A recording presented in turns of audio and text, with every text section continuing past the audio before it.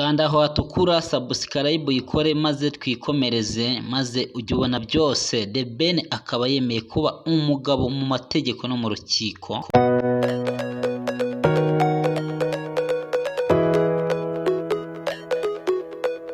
Aho urukundo rurasagambye hagati ya Pamela na Theben rugeze ku iherezo ryaryo, ubwo Theben hano yatangije umushinga wo kujya kwambika impeta, gutera ivi aritera Pamela akaba amaze kwambara impeta yo witwa Mugisha Theben, umuhanzi nyarwanda wagafashe no mu bihugu bya Amerika no muri Afurika, akaba amutereye ivi Pamela akaba agiye kubera umugore wa Theben, akaba yemeye kumubera umufasha we. Reka tubiyumve urukundo rw'aka karirimbo kanyuzeho. Anybody way won't fight you, then they come there already know. I'll be right beside you, like the wall of Jericho. They don't know what's going on.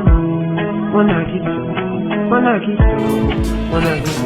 baby boo, I'll be so down for you. I'm getting the time so cool.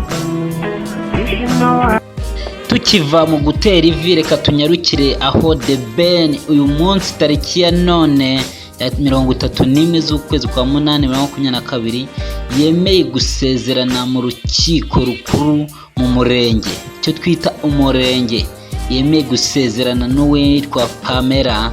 Ubwo umuhango wo gusezerana mu rukiko ukaba ushojwe, Theben afashe ku idarapo, Pamela afashe ku idarapo, rwose yemeye kumubera umufasha w'iteka n'iteka ryose.